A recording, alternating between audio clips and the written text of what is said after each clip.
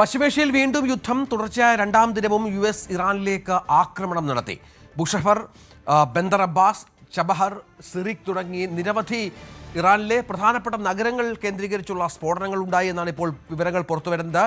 വടക്ക് കിഴക്കൻ ഇറാനിൽ ഒരു റെയിൽവേ പാലം തകർത്തു എന്നും മാധ്യമങ്ങൾ റിപ്പോർട്ട് ചെയ്യുന്നുണ്ട്.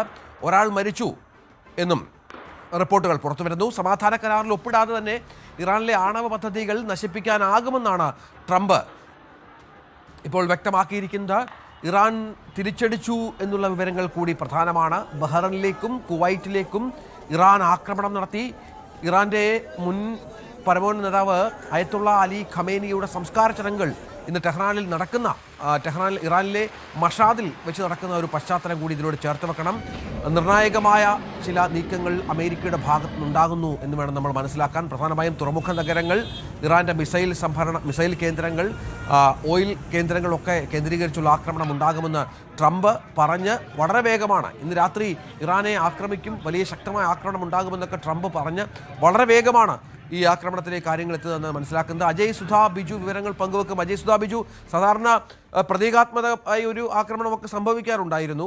പക്ഷേ ഇത്തവണ കാര്യങ്ങൾ കുറച്ചുകൂടി കടുപ്പമാണ് എന്ന് വേണം മനസ്സിലാക്കാൻ. സ്ഫോടനം നടന്നു, പല സ്ഥലങ്ങളിലും തീപിടിച്ചു, മരണങ്ങൾ സംഭവിച്ചു. അങ്ങനെ രണ്ടും കൽപ്പിച്ചാണ് അമേരിക്ക എന്ന് കരുതണോ?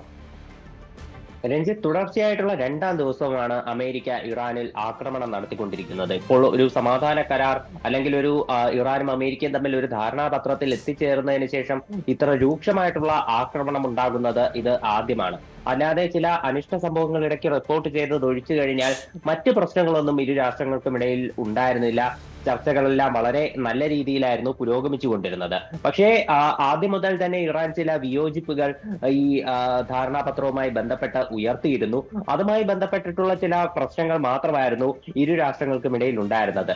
എന്നാൽ എല്ലാം മാറ്റിമറിച്ചത് 2 ദിവസങ്ങൾക്ക് മുൻപ് ഹോർമുസ് കടലിടുക്കിലൂടെ കടന്നുപോയിട്ടുള്ള 3 കപ്പലുകളെ ഇറാൻ ആക്രമിച്ചതിന് പിന്നാലെയാണ്. ഈ ആക്രമണങ്ങൾക്ക് പിന്നാലെ ഇറാനിലേക്ക് അമേരിക്ക ശക്തമായിട്ടുള്ള ആക്രമണം നടത്തുകയായിരുന്നു. അതിനുശേഷം ഇന്നലെ രാവിലെ ഉണ്ടായിട്ടുള്ള ആക്രമണങ്ങൾക്കും അതുപോലെ ഇറാന്റെ പ്രത്യാക്രമണങ്ങൾക്കും എല്ലാം ശേഷം തുർക്കിയിലെ നാറ്റോ ഉച്ചകോടിയിൽ വെച്ച് ട്രംപ് സംസാരിച്ചത് ഇറാനെതിരെ അതിരൂക്ഷമായിട്ടുള്ള പരാമർശങ്ങളോടെയായിരുന്നു.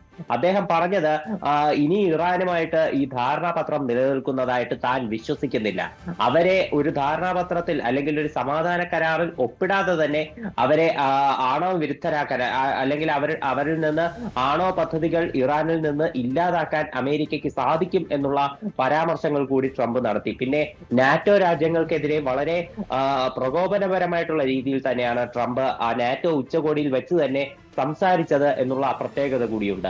അതിനെല്ലാം ശേഷമാണ് ഇന്ന് രണ്ടാമത്തെ ദിവസം അമേരിക്ക വീണ്ടും ഇറാനിലേക്ക് ആക്രമണം നടത്തിയിരിക്കുന്നത്. ഇന്നലത്തെ പോലെ കൂടുതൽ ഒരു സൈനിക കേന്ദ്രങ്ങൾ അല്ലെങ്കിൽ മിസൈൽ നിർമ്മാണ കേന്ദ്രങ്ങൾ, ഡിഫൻസ് സിസ്റ്റം, അതൊന്നും അതിനെല്ലാം പുറമെ കൂടുതൽ നഗരങ്ങളിലേക്ക് ഇപ്പോൾ ആക്രമണം നടത്തിയിട്ടുണ്ട്. നിലവിൽ റിപ്പോർട്ട് ചെയ്യുന്നത് ബുഷഹർ, ചബഹർ, അതുപോലെ ബന്ദർ അബ്ബാസ്, സിറിക്, ജാസ്ക്, അതുപോലെ തന്നെ അബു മൗസ് ദ്വീപ് തുടങ്ങിയിട്ടുള്ള സ്ഥലങ്ങളിലൊക്കെയാണ് നിലവിൽ ആക്രമണം നടന്നിട്ടുള്ളത്. ഇറാനിലെ തെക്കൻ മേഖലകളിലായിരുന്നു കഴിഞ്ഞ ദിവസങ്ങളിൽ ആക്രമണം കേന്ദ്രീകരിച്ചിരുന്നുവെങ്കിൽ ഇന്ന് വടക്ക് കിഴക്കൻ മേഖലകളിലും ഈ ആക്രമണം നടന്നിട്ടുണ്ട്. വടക്ക് കിഴക്കൻ മേഖലയിലുള്ള അക്കാല എന്ന് പറയുന്ന നഗരത്തിലെ ഒരു റെയിൽവേ പാലം അമേരിക്കൻ ആക്രമണത്തിൽ തകർന്നു എന്നുള്ള ഒരു റിപ്പോർട്ടും പുറത്തു വരുന്നുണ്ട്. അതുപോലെ ഈ ആക്രമണങ്ങളിൽ ഒരു ഫയർ ഫൈറ്റർ കൊല്ലപ്പെട്ടതായിട്ടുള്ള റിപ്പോർട്ടുകളും നിലവിൽ ഇറാനിൽ നിന്ന് പുറത്തു വരുന്നുണ്ട്. ഈ ഒരു മരണം മാത്രമാണ് നിലവിൽ ഇതുവരെ റിപ്പോർട്ട് ചെയ്യപ്പെട്ടിട്ടുള്ളത്.